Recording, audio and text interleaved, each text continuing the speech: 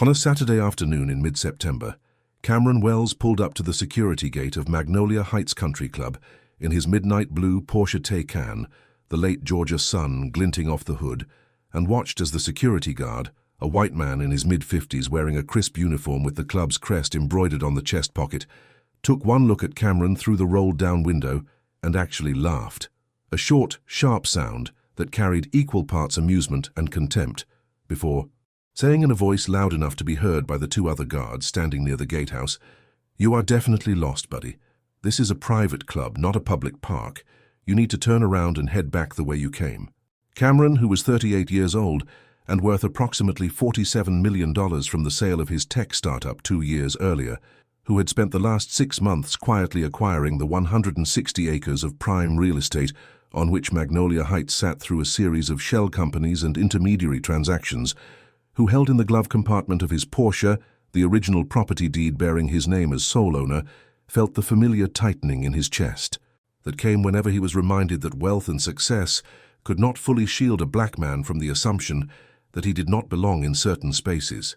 Cameron Wells had been born in College Park, a working-class suburb south of Atlanta, to parents who had both worked for Delta Airlines, his father as a mechanic and his mother as a gate agent. He had grown up in a modest house with 2 siblings, gone to public schools, and had been the first person in his family to attend college when he received a scholarship to Georgia Tech. He had studied computer science and entrepreneurship, graduated near the top of his class, and had spent 3 years working for a defense contractor before starting his own company, a cybersecurity firm called Sentinel Systems, with 2 classmates from Tech. The company had started in Cameron's garage, the 3 of them working nights and weekends while holding down day jobs, building software that could detect and prevent cyber attacks on corporate networks. Within 2 years, Sentinel had landed its first major client, a regional bank that had been hit by ransomware and was desperate for better protection.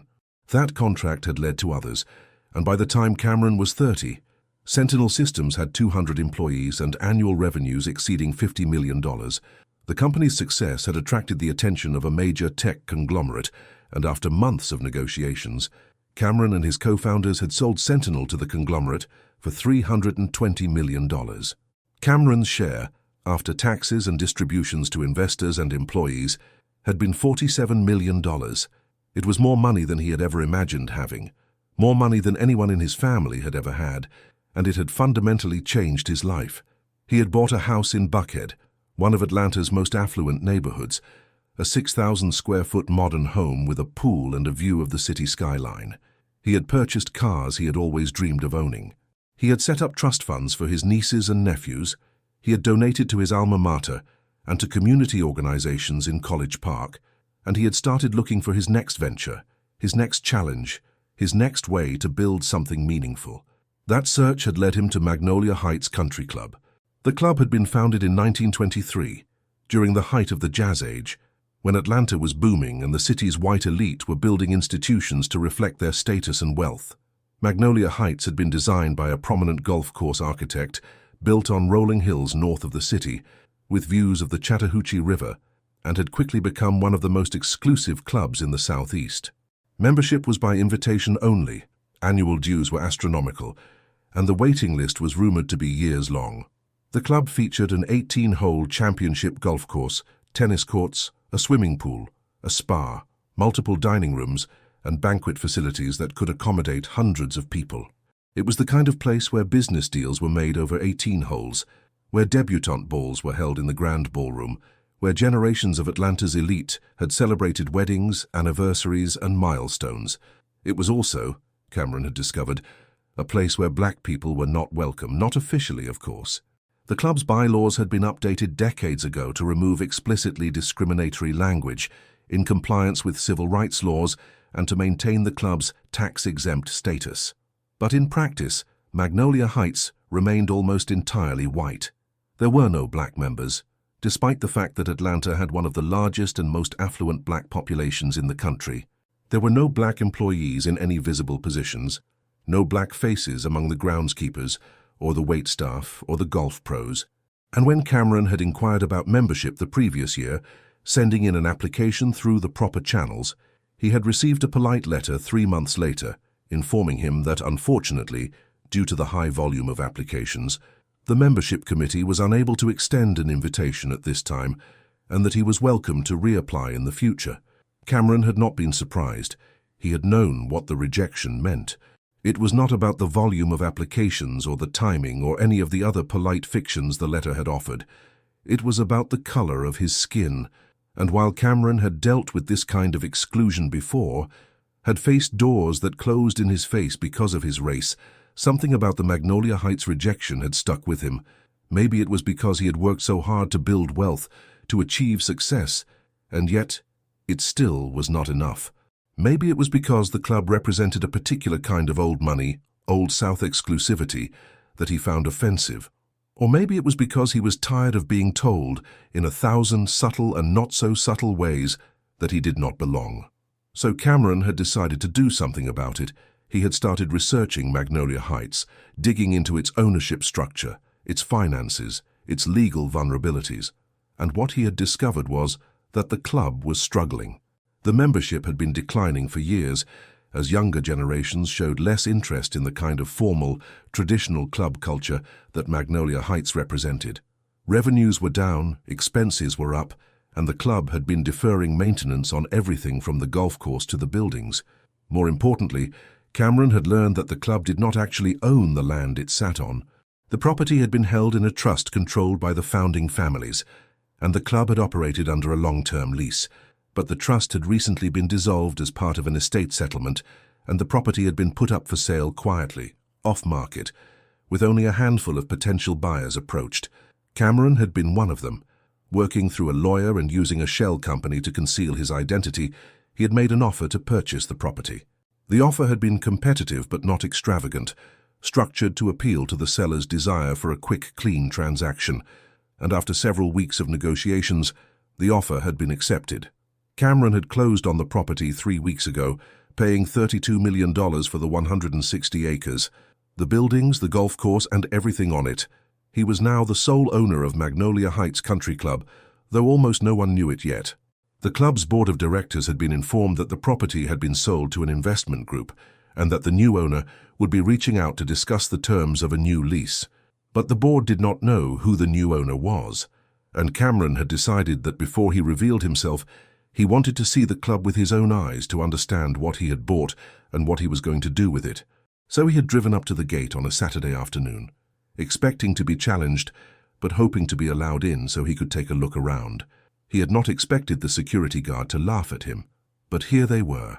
Cameron looked at the guard, whose name tag read Dennis Crawford, and kept his voice calm and even.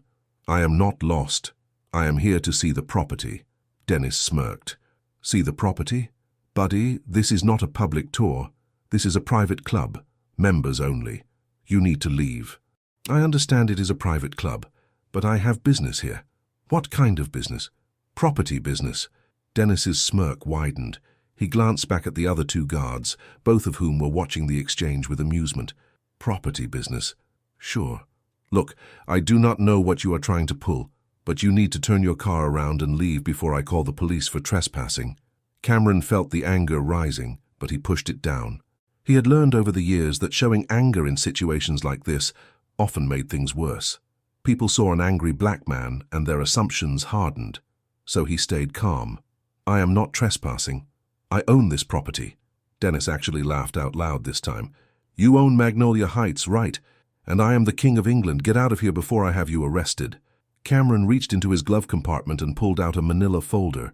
Inside was a copy of the deed, recorded with the Fulton County Clerk's office, showing Cameron Wells as the owner of the property at 4200 Magnolia Heights Drive, along with the legal description of the parcel. He handed the folder through the window to Dennis. "This is the deed. My name is Cameron Wells. I am the owner. Aim is..." "Now, are you going to let me in, or do I need to call my attorney and have you removed from my property?" Dennis took the folder, his expression shifting from amusement to confusion. He opened it and scanned the first page, his eyes widening slightly as he read. Then he flipped to the second page, the official deed with the county seal. His face went pale. He looked up at Cameron, then back down at the deed, then back at Cameron. "This is some kind of mistake," Dennis said, his voice less certain now. "The club is owned by the Magnolia Heights Trust. The trust was dissolved. The property was sold. I bought it. You are looking at the deed. Dennis did not move. He stood there, holding the folder, his brain clearly trying to catch up with what he was seeing. Then he turned and walked back to the gatehouse, where he picked up a phone and made a call. Cameron could not hear what he was saying, but he could see Dennis gesturing, his body language agitated. After a minute, Dennis hung up and walked back to Cameron's car, still holding the folder. "Mr. Cross is on his way," Dennis said, referring to the club's general manager. "He wants to speak with you." "I will wait," Cameron said. Dennis nodded and retreated to the gatehouse, where he stood with the other two guards, all of them staring at Cameron as if he had just appeared out of thin air. Cameron sat in his car, the engine idling, and felt a grim satisfaction. He had expected resistance, but he had not expected it to come this quickly or this blatantly. And now he had proof. Dennis Crawford had looked at him, made an assumption based on his race, and had treated him like a trespasser on his own property. That was going to be a problem for Dennis. If you are watching this unfold and wondering how many talented, wealthy, qualified people have been turned away from opportunities because of snap judgments based on appearance, hit that like button, because what Cameron did over the next several months would expose not just one guard's bias, but an entire institution's systematic exclusion. 5 minutes later, a golf cart pulled up to the gate, driven by a man in his early 60s with silver hair, a deeply tanned face, and the kind of effortless confidence that came from decades of authority. This was Richard Cross, the general manager of Magnolia Heights, a man who had been with the club for over 20 years and who ran it with an iron hand wrapped in Southern charm. Richard stepped out of the cart and approached Cameron's car, his expression polite but wary. "Good afternoon. I am Richard Cross, the general manager here at Magnolia Heights. I understand there has been some confusion?" Cameron handed him the folder with the deed. "No confusion on my end. I am Cameron Wells. I own this property. Your security guard just told me I was lost and needed to leave before he called the police." Richard took the folder and reviewed the deed, his face going through the same progression of emotions that Dennis's had. Confusion, disbelief, and then a tightly controlled alarm. When he looked up, his smile was strained. "Mr. Wells, I apologize for any misunderstanding. We were informed that the property had been sold to an investment group, but we were not given details about the new owner. May I ask why you did not reach out to us directly?" "I wanted to see the property first, get a sense of the place before we discussed the lease terms." "I see. Well, I wish you had given us advance notice. I would have been happy to give you a tour, show you around, discuss the operations. As it is, this is all rather irregular." Cameron looked at Richard, noting the careful phrasing. Irregular, as if the problem was Cameron showing up unannounced, rather than Cameron being treated like a criminal for trying to enter his own property. "What is irregular is being told I am lost and threatened with arrest when I try to enter property I own. That is what is irregular." Richard's smile tightened. "Again, I apologize if there was any confusion. Dennis was simply doing his job, ensuring that only authorized individuals enter the property. He did not know who you were. He did not ask who I was. He saw me and assumed I did not belong. That is not confusion. That is discrimination." The word hung in the air. Richard's expression went carefully neutral, the kind of neutral that corporate executives used when they were trying to avoid legal liability. "Mr. Wells, I assure you that Magnolia Heights does not discriminate. We have strict policies against discrimination. If Dennis's behavior was inappropriate, I will address it. But I think we may have gotten off on the wrong foot here. Why do not you come in, let me give you a proper tour, and we can discuss how to move forward in a productive manner." Cameron considered it. He could push back now, could demand that Richard fire Dennis on the spot, could make a scene. But that would not accomplish anything except making Richard defensive. Cameron had learned that you caught more flies with honey than with vinegar, and right now he needed information more than he needed confrontation. "All right, let us do the tour." Richard gestured for Dennis to open the gate, and Cameron drove through, following Richard's golf cart up the long tree-lined drive that led to the main clubhouse. The grounds were immaculate, the grass perfectly manicured, the trees draped in Spanish moss, the whole scene looking like something out of a postcard. As they drove, Cameron made mental notes. The property was beautiful, no question, but he could also see signs of deferred maintenance.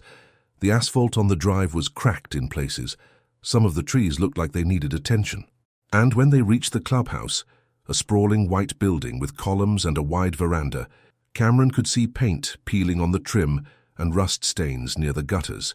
Richard gave Cameron a tour of the facilities, walking him through the dining rooms, the ballroom, the locker rooms, the pro shop. He introduced Cameron to several staff members, all of whom seemed surprised to see a black man being given a tour by the general manager, and he talked at length about the club's history, its traditions, its membership. But Richard did not mention the declining revenues, the maintenance issues, or the challenges the club was facing. He presented Magnolia Heights as a thriving, prestigious institution, and Cameron let him talk.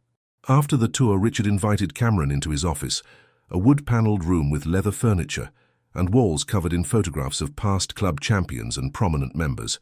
Richard poured them both a glass of bourbon and sat down behind his desk. "So, Mr. Wells, let us talk about the lease. I assume you are interested in continuing the relationship between the property owner and the club?" Cameron took a sip of the bourbon and set the glass down. "That depends." "On what?" "On a lot of things.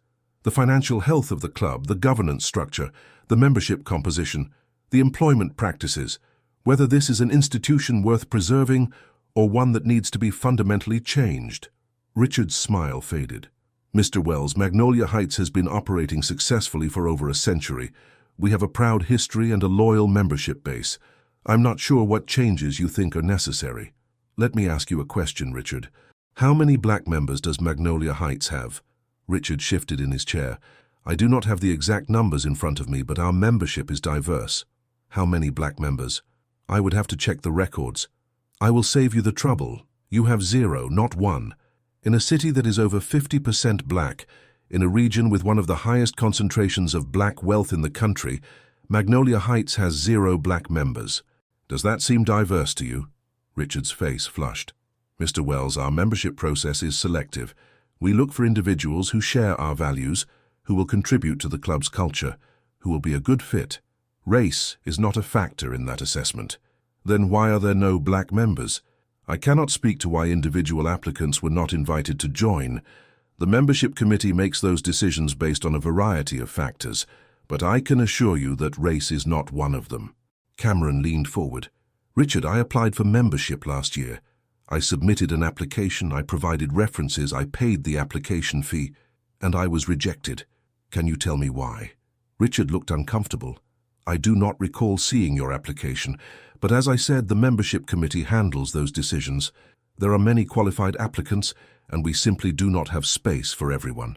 "Right, not enough space. Even though your membership numbers have been declining for years, even though you have vacancies, it is not about space, Richard. It is about exclusion, and we both know it." Richard set down his glass and stood up. "Mr. Wells, I think we are getting into territory that would be better discussed with the board of directors. I am the general manager, not the board president. If you want to discuss membership policies or governance issues, I can arrange a meeting with the board. That would be helpful. In fact, I insist on it, because here is what is going to happen, Richard. I own this property. The club operates here under a lease that expired when the trust was dissolved, which means we need to negotiate a new lease. And I am not going to lease this property to an organization that practices discrimination, whether explicitly or implicitly. So either Magnolia Heights is going to change, or Magnolia Heights is going to find a new home. Your choice." Richard's face had gone from flushed to pale.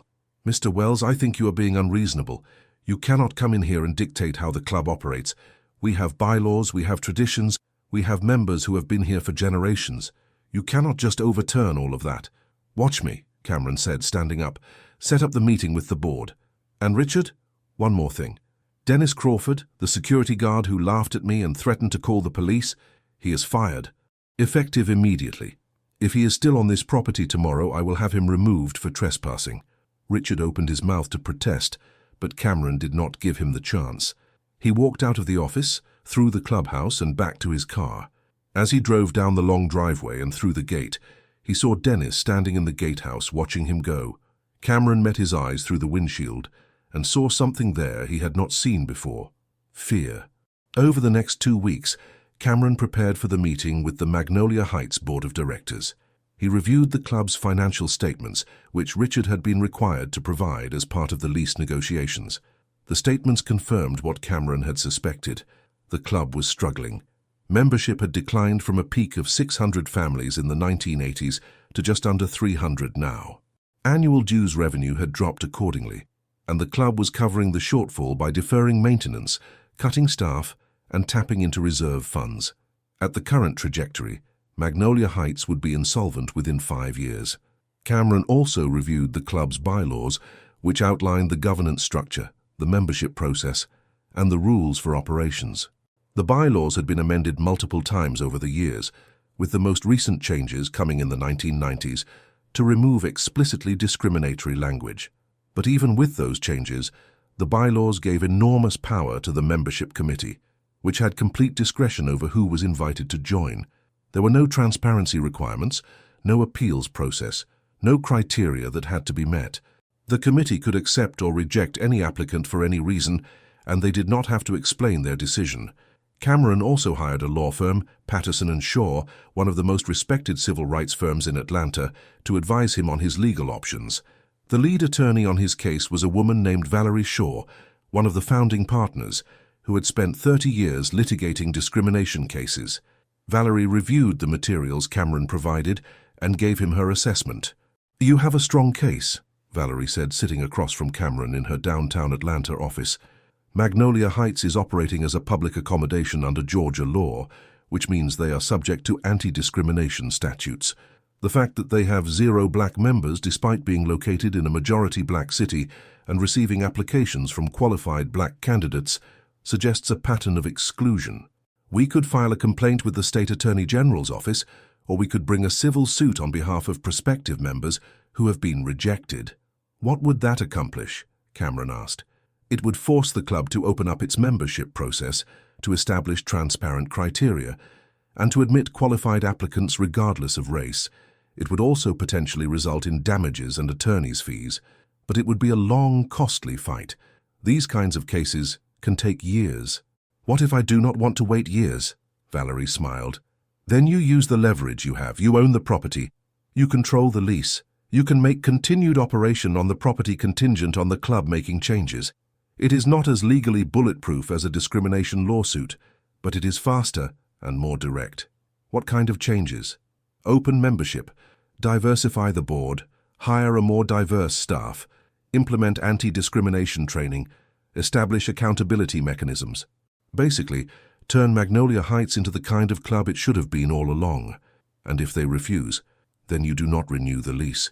You find another use for the property, develop it into something else. The club has no legal right to stay there if you do not want them to." Cameron thought about it. The nuclear option, kicking the club off the property, would definitely send a message, but it would also destroy Magnolia Heights entirely, and Cameron was not sure he wanted to do that. Yes, the club had discriminated against him and countless others. Yes, the institution represented everything he found offensive about old money exclusivity, but it also represented history, tradition, and a piece of Atlanta's story. Cameron believed in accountability, but he also believed in redemption. If Magnolia Heights was willing to change, he was willing to give them the chance. The meeting with the board of directors was scheduled for a Wednesday evening in late September. Cameron arrived at the clubhouse at 6 o'clock, accompanied by Valerie Shaw and a younger attorney from her firm named Marcus Green. They were shown into the boardroom, a formal space with a long mahogany table, oil paintings of past club presidents on the walls, and a chandelier that looked like it cost more than most people's cars. The board was already seated. There were 9 members, all white, mostly men, ranging in age from their 50s to their 70s. Cameron recognized a few of them from photos he had seen online. The board president, a real estate developer named Theodore Whitman, the vice president, a retired banker named Charles Montgomery, and several others who were prominent in Atlanta business and social circles. Richard Cross was also present, sitting at the far end of the table. Theodore Whitman stood and extended a hand. "Mr. Wells, thank you for meeting with us. Please have a seat." Cameron shook his hand and sat down, Valerie and Marcus on either side of him. Theodore sat back down at the head of the table and folded his hands. "I understand you have some concerns about the club's operations and the terms of the lease. We are here to listen and to find a mutually agreeable path forward." Cameron did not waste time with pleasantries. "I will be direct. Magnolia Heights has a discrimination problem. You have 0 black members, despite being located in a city with a large and affluent black population. You have no black employees in visible positions, and when I attempted to visit the property I own, your security guard laughed at me and threatened to call the police. That is not just a problem, that is a pattern. Theodore's smile tightened. Mr. Wells, I want to assure you that Magnolia Heights does not tolerate discrimination. Our bylaws explicitly prohibit discrimination based on race, religion, or national origin. If you have evidence of discriminatory conduct, we will investigate it. The evidence is your membership roster. 0 black members. How do you explain that? Charles Montgomery, the vice president, leaned forward. Mr. Wells, our membership process is based on fit and compatibility. We are a close-knit community, and we look for individuals who will contribute to that community. It is not about race. It is about culture. Culture, Cameron repeated. Let me ask you something, Charles. What does culture mean to you? Charles hesitated. It means shared values, shared interests, a sense of belonging. And what values are those? Respect for tradition, a commitment to excellence, civility. And you do not think black people can embody those values? I did not say that. But you have never invited a black person to join. So what am I supposed to conclude? Theodore stepped in. Mr. Wells, I think you are reading too much into the demographics. The membership committee evaluates each application individually. If there are qualified black applicants who have been unfairly rejected, that is something we should examine. But the absence of black members does not in and of itself prove discrimination. Valerie spoke up. Actually, under Title II of the Civil Rights Act and Georgia's public accommodation laws, it does. Magnolia Heights is a public accommodation. You cannot exclude people based on race, whether explicitly or through a membership process that has a discriminatory effect. And the fact that you have 0 black members in a city where black people make up over half the population suggests a discriminatory effect. Theodore looked at Valerie, his expression cool. And you are? Valerie Shaw. I am Mr. Wells's attorney. I see. Well, Ms. Shaw, I am not sure Magnolia Heights qualifies as a public accommodation. We are a private club. We do not serve the general public. You are a private club that operates commercial facilities, that advertises to attract members, and that engages in interstate commerce through events and activities.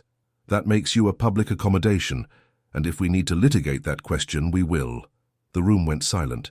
Theodore looked at Cameron, his southern charm evaporating. Mr. Wells, are you threatening to sue us? I am telling you that you have a problem, and you need to fix it. Because I own the property you operate on, and I am not going to lease it to an organization that discriminates. So here are my terms. 1. Magnolia Heights will immediately open its membership to qualified applicants of all races. 2.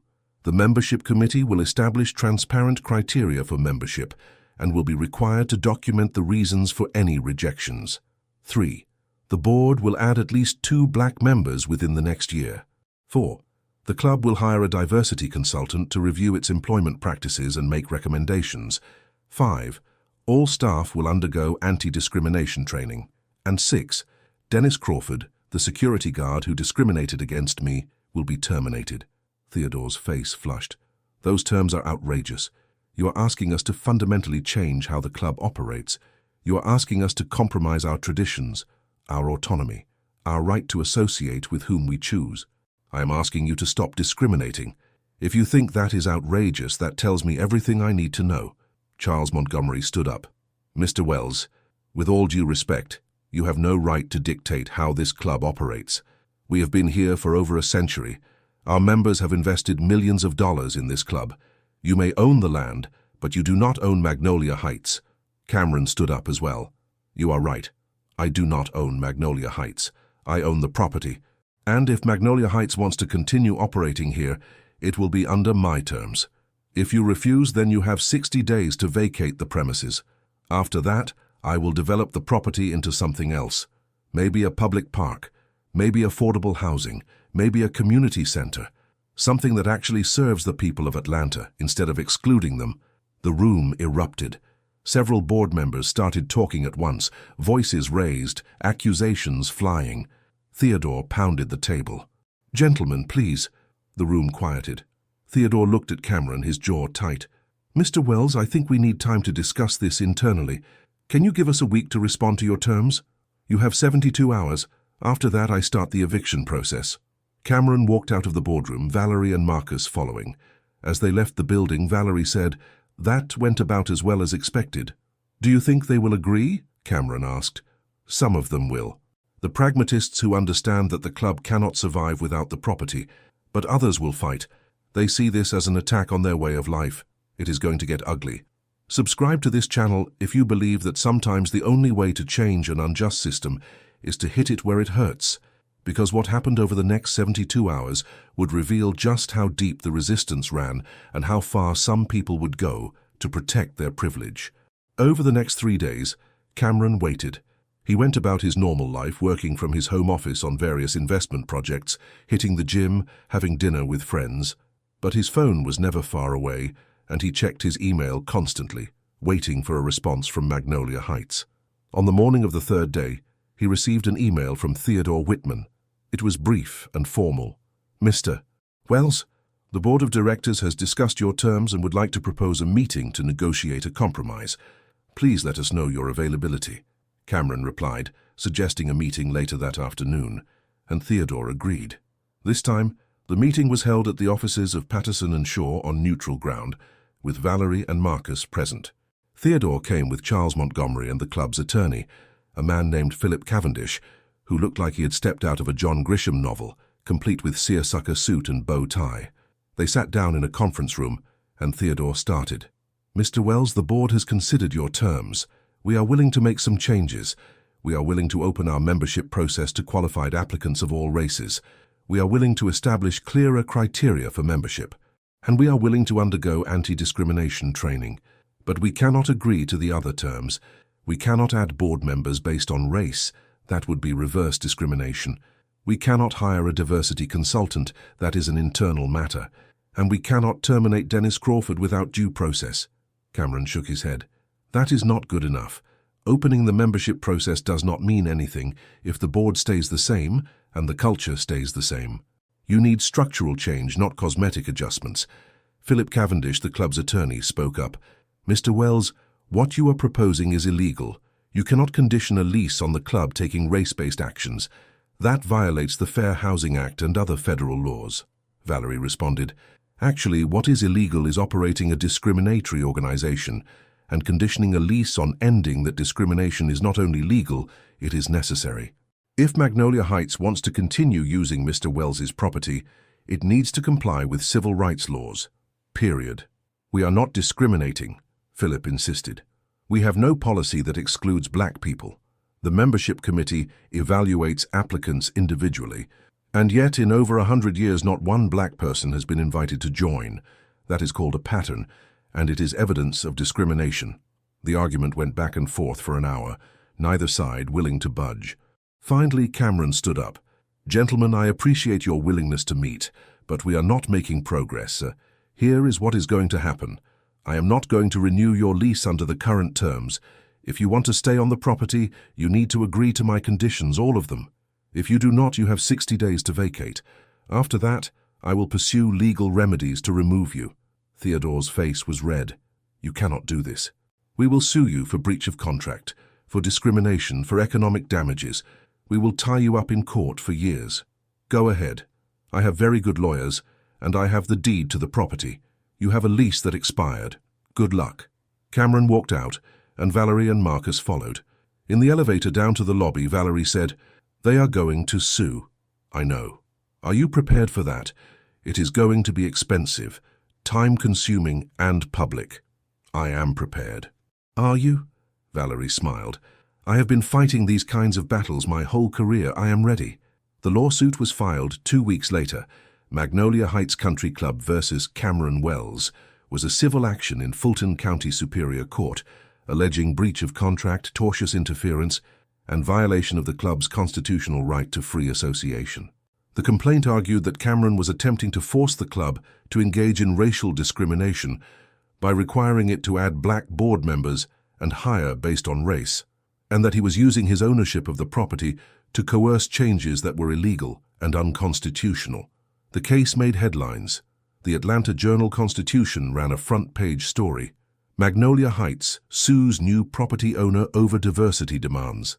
Conservative media outlets picked up the story, framing Cameron as a radical activist trying to destroy a historic institution.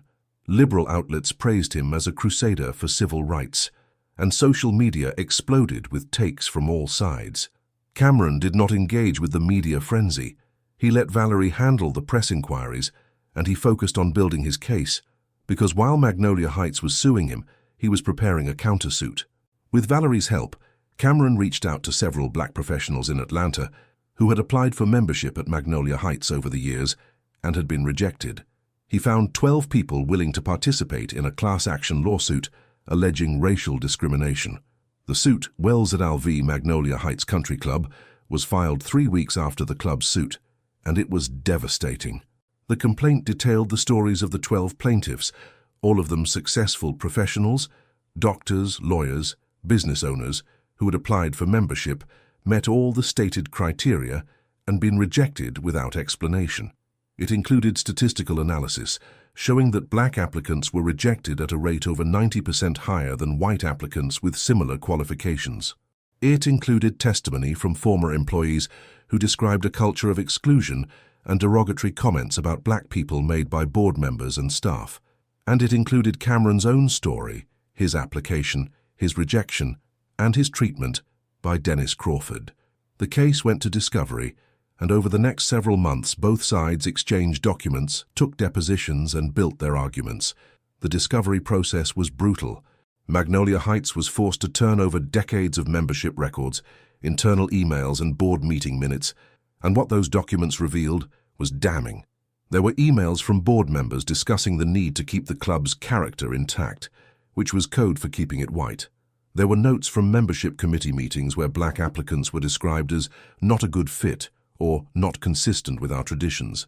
And there were financial records showing that the club had quietly paid settlements to at least 3 black applicants who had threatened to sue for discrimination, with non-disclosure agreements to keep the cases quiet.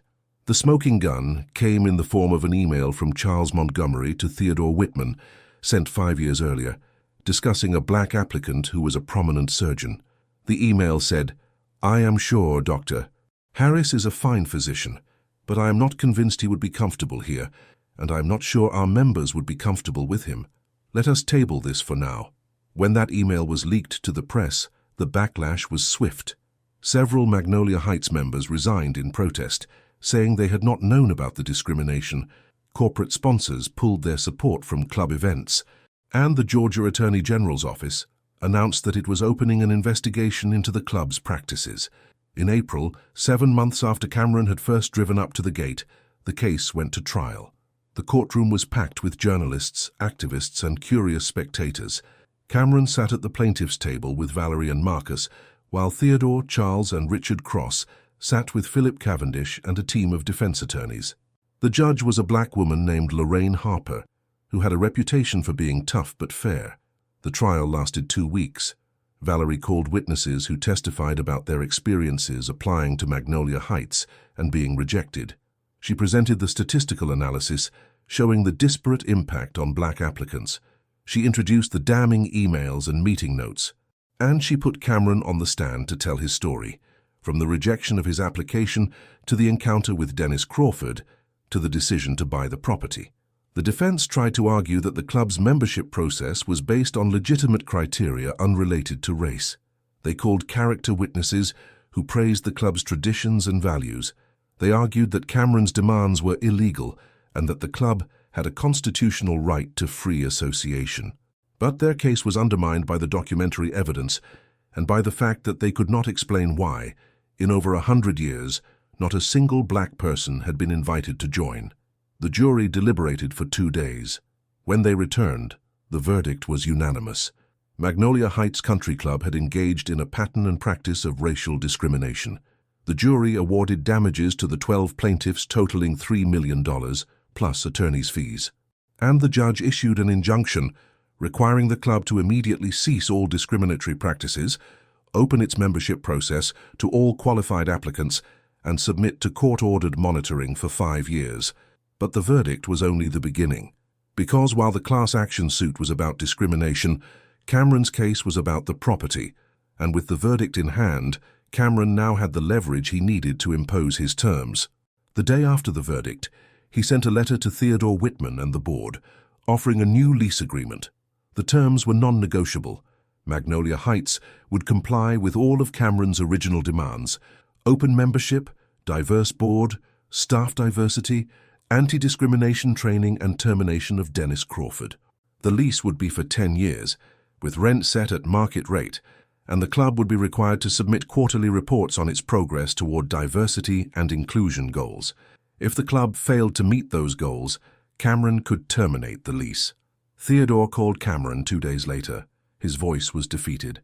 "We accept your terms." The transformation of Magnolia Heights began immediately. Dennis Crawford was terminated, along with 2 other security guards who had been present during Cameron's initial visit and had done nothing to intervene. Richard Cross, the general manager, was offered the choice to stay on under new leadership or to resign with a severance package. He chose to resign. The board added 3 new members, all black business and community leaders, including Cameron himself. And the club hired a consulting firm to conduct a comprehensive review of its operations, from hiring practices to membership criteria to facilities management. The changes were not universally popular. About 20% of the existing membership resigned in protest, saying that the club was being destroyed by political correctness. But those losses were offset by an influx of new members, including many black families who had been waiting for decades for an opportunity to join. Within a year, Magnolia Heights had gone from 0 black members to over 60, and the membership rolls had grown for the first time in 15 years. Cameron also invested heavily in the property. He used $10 million of his own money to renovate the clubhouse, upgrade the golf course, and modernize the facilities. He brought in a new general manager, a woman named Lydia Patterson, who had run successful clubs in other cities and who shared Cameron's vision for an inclusive, excellent institution. And he worked with the board to establish a scholarship program that provided free or reduced-cost memberships to families who could not otherwise afford the dues, ensuring that Magnolia Heights was accessible to a broader range of people.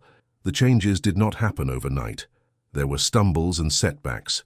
Some of the old guard members resented the new members and made them feel unwelcome. Some staff members struggled to adjust to the new culture, and there were moments when Cameron wondered if it was all worth it, if he should have just torn the club down and built something new from scratch. But slowly, over months and then years, Magnolia Heights began to change. The culture shifted, the demographics shifted, and the club, which had been dying under the weight of its own exclusivity, began to thrive. 5 years after Cameron bought the property, Magnolia Heights Country Club was unrecognizable from what it had been. The membership was over 30% black, with significant Latino and Asian representation as well. The board was diverse, the staff was diverse, and the culture was one of openness and respect. The club had won awards for its commitment to diversity and inclusion, and it had become a model for other private clubs struggling with similar issues. And Cameron, who had bought the property to make a point, had discovered that he actually enjoyed being part of the club's transformation. He served on the board, he played golf on weekends, and he brought his nieces and nephews to swim in the pool that had once been closed to people who looked like them. 10 years after the lawsuit, Cameron stood on the veranda of the Magnolia Heights clubhouse, looking out over the golf course, and reflected on everything that had happened. He thought about that September day, when Dennis Crawford had laughed at him and told him he was lost. He thought about the board meeting where Theodore Whitman had insisted that the club did not discriminate. He thought about the trial, the verdict, the negotiations. And he thought about the hundreds of black families who now had access to a place that had excluded them for over a century. A voice behind him said, "Cameron, do you have a minute?" He turned. It was Lydia Patterson, the general manager. She was holding a folder. "What is up, Lydia? I wanted to show you something. The membership committee just approved 12 new applications. All of them are black families, and one of them is a young woman named Ashley Crawford." Cameron's eyebrows rose. "Crawford?" "Yes. She is Dennis Crawford's daughter. She is a school teacher. She applied 6 months ago, and the committee unanimously approved her." Cameron felt a complex mix of emotions. Did she know I was on the board? She did. She mentioned it in her interview. She said her father had told her about what happened at the gate, and she said she was ashamed of how he had behaved. She also said that she believed in what we are trying to build here, and she wanted to be part of it. Cameron thought about it. Dennis Crawford's daughter joining the club that her father had tried to keep Cameron out of. It was poetic in a way. Did the committee have any concerns? None. She is well qualified. She seems like a wonderful person, and several current members vouched for her. Then I am glad we approved her. Make sure she knows she is welcome here.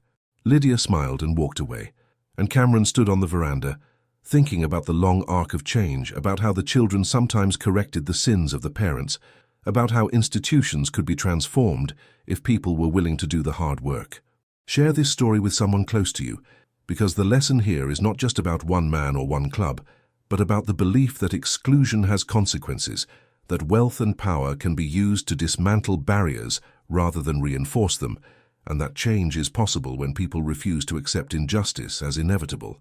15 years after Cameron bought Magnolia Heights, the club celebrated its 100th anniversary. The celebration was held on a warm May evening, with a gala in the Grand Ballroom, attended by over 500 people. The room was full of members, past and present, including many of the original plaintiffs from the class action lawsuit.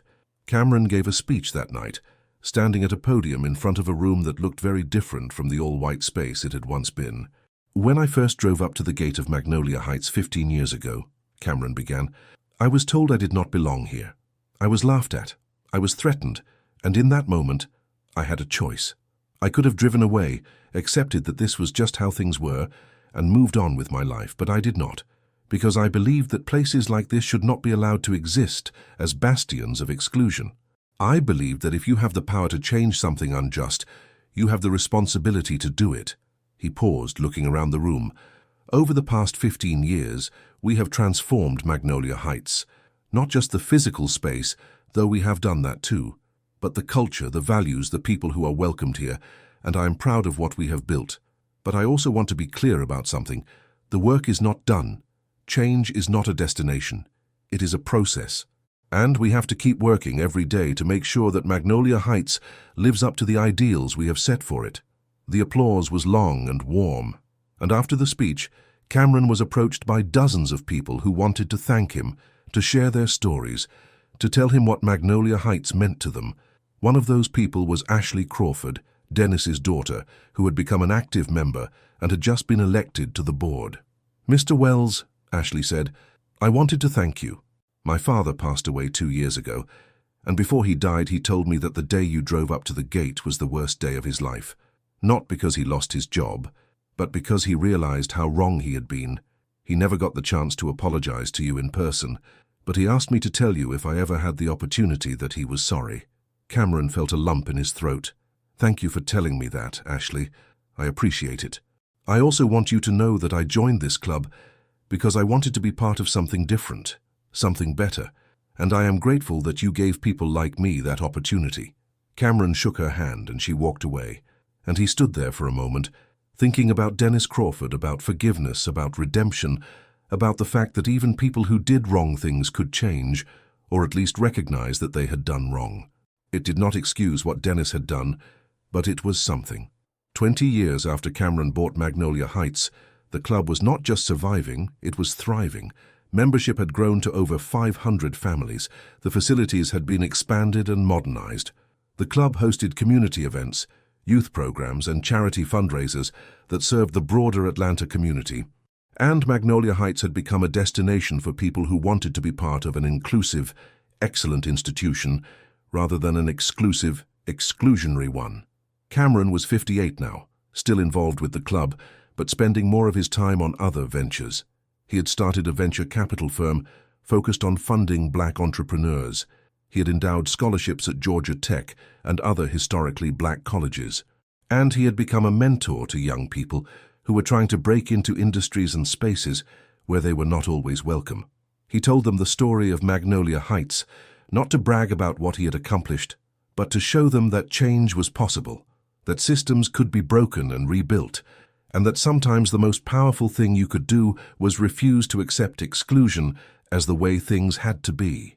On a Saturday afternoon in late September, Exactly 20 years after the day he had first driven up to the gate, Cameron returned to Magnolia Heights. He parked his car in the lot, now filled with vehicles of all makes and models, driven by members of all backgrounds. He walked up to the entrance where a young black woman in a security uniform smiled and said, "Good afternoon, Mr. Wells. Enjoy your visit." Cameron smiled back. "Thank you. I will." He walked into the clubhouse, through the lobby, and out onto the veranda. The golf course stretched out before him, green and perfect, and he could see families on the putting green, couples having lunch at the outdoor dining area, children splashing in the pool. It was a different place from what it had been 2 decades ago, and Cameron felt proud. He thought about the journey that had brought him here, the rejection letter, the encounter with Dennis Crawford, the decision to buy the property, the lawsuit, the verdict, the transformation, and he thought about all the people who had told him it could not be done, that you could not change an institution like Magnolia Heights, that exclusion was too deeply rooted, that he was wasting his time and his money. But he had done it, not alone, but with the help of lawyers and activists and board members and staff and members who believed in the vision. He had taken a place that had excluded people who looked like him for over a century, and he had turned it into a place where everyone was welcome, where a schoolteacher could sit next to a doctor, where a janitor's kid could learn to play golf next to a CEO's kid, where your race did not determine whether you belonged, and that, more than the money he had made or the recognition he had received, was what made Cameron proud. Because at the end of the day, wealth and success meant nothing if you did not use them to make the world a little bit better, a little bit fairer, a little bit more just. That was the lesson. That was the legacy. And that was why Cameron Wells had laughed back when Dennis Crawford laughed at him, not out loud, but in his heart, because he knew that the man who thought he did not belong was about to discover that he owned the place. 25 years after the purchase, Cameron was invited to speak at a conference on diversity and inclusion in private organizations. The conference was held at a hotel in downtown Atlanta, and the audience was made up of club managers, board members, and industry executives from across the country. Cameron stood on stage and told the story of Magnolia Heights one more time, because he believed that stories like his needed to be told, needed to be remembered, needed to inspire others to do the same work in their own institutions. "The thing people do not understand about exclusion," Cameron said, "is that it does not just harm the people who are excluded, it harms the institution doing the excluding." Magnolia Heights was dying when I bought it, not because of market forces or demographics or any external factor, but because it had cut itself off from the community it served. It had decided that only a certain kind of person was welcome, and as a result, it was withering. When we opened the doors, when we made it clear that everyone was welcome, the club came back to life. We got new members, new energy, new ideas, and we became stronger. That is the business case for inclusion. It is not just about fairness, though fairness matters.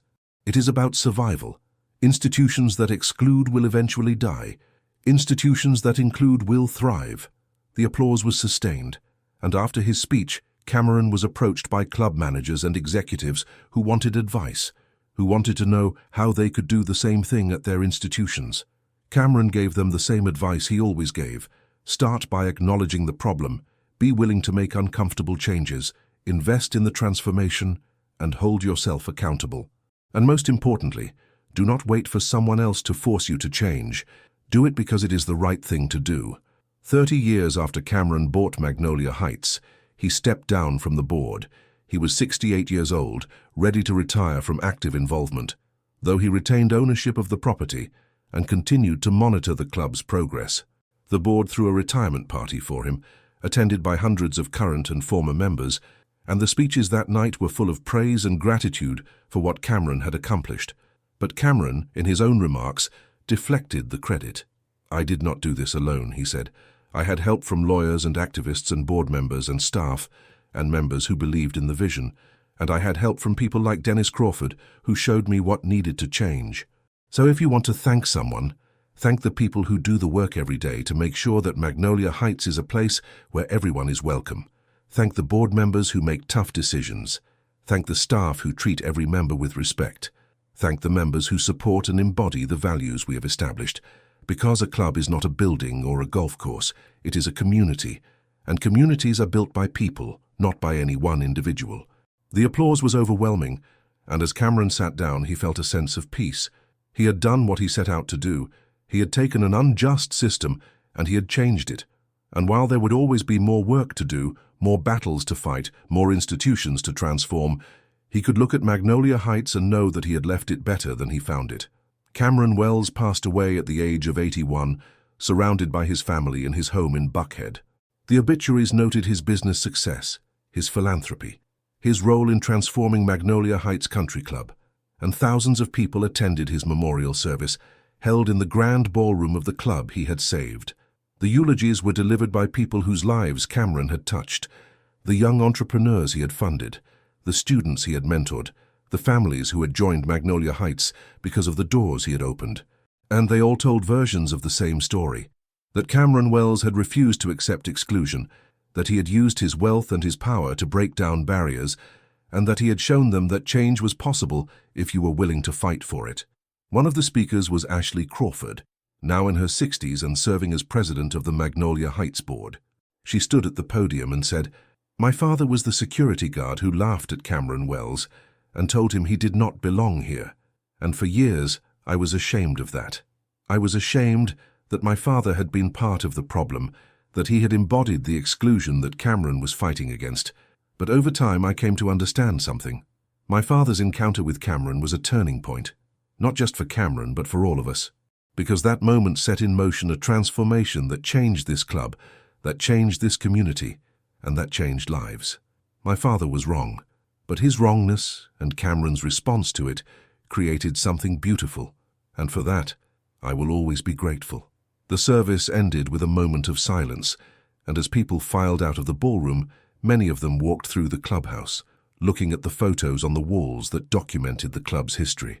There were photos from the 1920s, all white faces, all formal attire, all exclusivity, and there were photos from the present day, showing families of all backgrounds, children playing, people laughing, a community that looked like the city it served. The contrast was stark, and it was a testament to what Cameron had built. In the years after Cameron's death, Magnolia Heights continued to operate according to the principles he had established.